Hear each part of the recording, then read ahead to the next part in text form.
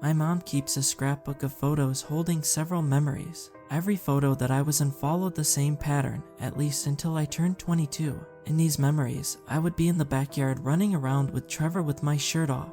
Trevor is our family pit bull. Thank you very much. My body devoid of fat or muscles would expose the outline of my ribs. My arms would dangle by my hips, and my grin in need of braces would present no charm. All the way up till my 3rd semester at community college, I thought I would have this exact physique until I died. Christ, do I now wish I could have still lived out that past insecurity. My usual school appetite of 0 sugar Gatorade and a side of apple slices had ceased a bit. I didn't suddenly have an epiphany where I looked down at my hollow exterior and realized that I should start putting more food in my system from then on. Nothing like that at all. My mother had called me. The things she said, her voice, God, it was a cry that sent a shockwave through my body. At around 2 p.m., my father had a heart attack. Tragic, but it hadn't been unexpected. Like what my body would later become, he too was a heavy individual. He spent most of his last few years on Earth breathing through an oxygen mask, while he sat in a wheelchair on the backyard deck. After I had watched the man, my childhood hero, eat himself to death, lowered 6 feet under within a casket, as my mom and I cried our souls out, it would have been the best time to use it as motivation to hit the gym. This hadn't occurred. Weeks after the funeral, I spent countless of checks at nearby fast food joints. The passenger seat of my car had filled up with empty food bags, wrappers, and several unfinished cups of vanilla-flavored coffee drinks. Don't even get me started on the piss bottles underneath my bed. With all of this, others thought of me as a lazy and heavy individual. What killed me was that they were right. I wouldn't stand in front of the mirror and look at my body and feel proud. I just couldn't. After I clocked out from one of my shifts during the late afternoon, I had passed a local burger joint on my way home. For once, a spark of willpower had shined deep within me. I drove past the location and had congratulated myself when I pulled up to my childhood home. That hadn't lasted long. When night came, I drove back to the place and feasted down on 2 double-doubles with a side of chili cheese fries. It embarrasses me to admit it, but I spent the next 2 minutes sobbing alone in my car as I finished the second burger. Humiliation over my weight hurt like fire. Unfortunately, comfort food didn't seem to hurt until it went down my throat. A few days later, I had received an ad on my laptop about a health program.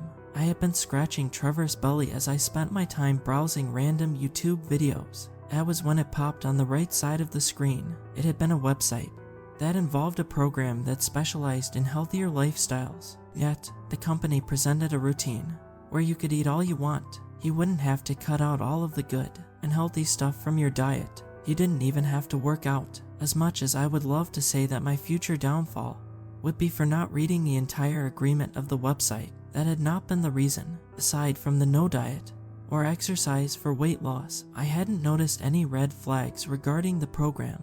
I typed out my information on the contact form below and didn't hear anything for 2 days. That's when I got the call. A woman with a friendly voice had spoken on the other end. She set up a time and a date for when I could stop by the location. May 7th. When I arrived at the building, I noticed that the parking lot had been entirely filled up. I ended up parking at a local hiking trail on the other side of the street. When I made my way towards the location, a 3-story brick building surrounded by spruce truss, I took note of the vehicles. While some of them appeared okay when it came to cleanliness, others had not. They were covered in thick coats of dust, along with the several dried and white droppings of bird poop. When I entered the building, I filled out a form at the front desk, and a male worker in scrubs wrote me a room number 213. I found the room after going up to the 2nd floor. Unsurprised I hadn't taken note of how isolated the place felt. There was also a loud flushing sound from beyond the walls. It was the kind of noise you'd hear behind the door of a public restroom when you walked by. I found the room and waited inside. The pictures on the walls made me turn away and gag as soon as I realized what they were. There were several photographs of hands holding the removed and gold-like fat from patients. For some, it may have been motivating. For me, I was ready to lose my lunch. It hadn't been long until a thin woman with dyed blue hair entered the room and smiled. We talked for a bit about my weight, what was in my usual diet, and if I had always been this particular weight. She then took a file off a nearby table and pulled out a trio of photos. The first image showed a brown and box-like metallic belt. There were a pair of large and white tubes sticking out from both sides, and in the middle was what looked like a clear and round glass casing. The second photo had been of an obese man standing behind a brown backdrop, presumably around 300 pounds. If I didn't stop eating what I ate, I might have ended up looking like him. The third and final photo had been the same man. This time, he had slimmed down and was even putting on muscle. The female worker smiled and told me that the man hadn't worked out or changed his diet at all. What shocked me even more was when she told me that his eating habits had become worse, and yet he still had what I considered the ideal male physique.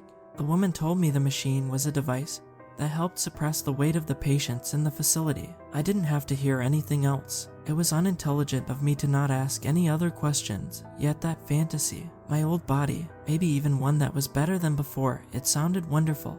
The worker opened the door and we went down the hall and into a room through a pair of yellow and metallic doors. There was a chair and a metal table off to the right. There, the device sat. I also took notice of a brown door connected to the room. It didn't matter then. All I wanted was the damn weight to go away. The woman asked for me to remove my shirt, and she sat me down in the chair and began to set up the device. She hooked up the belt from the machine around my waist. I closed my eyes and began to cry a little. This had to work. Earlier, I had thought about stopping my vehicle and go back home and forget the entire program. For all I knew, they could have just been a group of scammers that wanted to harvest my organs. No, I needed this. This fantasy had to become true. If I opened my eyes a little quicker, I would have noticed the woman pointing a syringe towards my neck.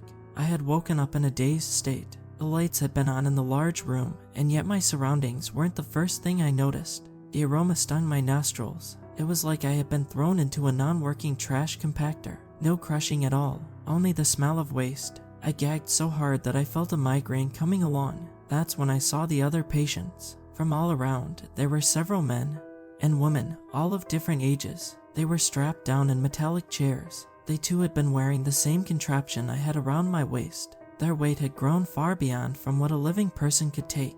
Incisions had been made just above their hips, and those tubes from the machines had been forced within the cuts. A fluid of yellow, red, and brown was being sucked out of their bodies and disposed from within the belt-like machine, then down holes embedded in the ground in front of their seats. There had also been metal buckets placed below their exposed buttocks. That's when I realized the smell had not been garbage and waste, but excrement. Some of patients' bodies hadn't been heavy at all. Loose skin from their faces and limbs hung below the chairs, and it continued on a bit before stopping at their shoes. On the other end of the room, there was that same brown door. Nurses came in and out carrying large trays of fast food, desserts, and several packs of soda cans. The first thing I thought would happen was that the patients would knock the food out of the workers' hands and use the remaining energy they had to break out of their prison. Instead, they only looked up at the nurses without saying anything and began to grab at the food before stuffing it into their mouths and barely chewing. There had been that vacuum sound, the one that I heard beyond the walls from earlier. The machines had turned on, and the suction of the tubes began.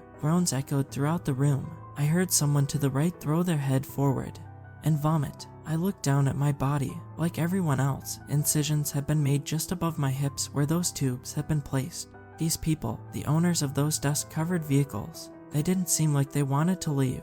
Had they been here for months, stuffing their faces, having these meals, and fat pumped out of their body after it hit their stomachs? I pictured my future, the despair of my mom as she wondered where I had gone. Even if she found my car outside this building in the future, it would be too late for when she came back with a bunch of armed policemen.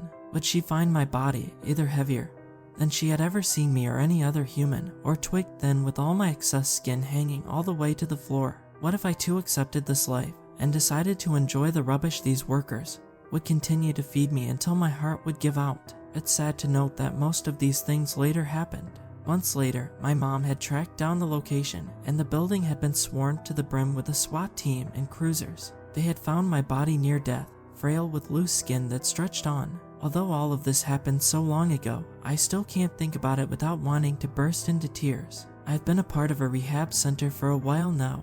After everything that I went through, my body will never become the ideal figure that I've always wanted to have. Writing all of this down helped a little, thankfully. I might show it all to my psychologist tomorrow morning. If I did indeed present it to them, I'll probably post this online as well. If anyone on Reddit or Facebook is reading this right now, I hope that you can all look past the grotesque aspect of my life story. If any of you have been struggling with weight insecurities, I hope that you'll be kinder to yourselves. Don't let it drag you down. If you do want to get into better shape, I shall cheer you on. My mom's mental health has been improving since then, and if I'm lucky enough, I can come back home and start up community college again. The next thing I'm hoping to work on is letting go of that facility. Despite all the pain I went through, I sometimes have this urge to look up that website and find another location.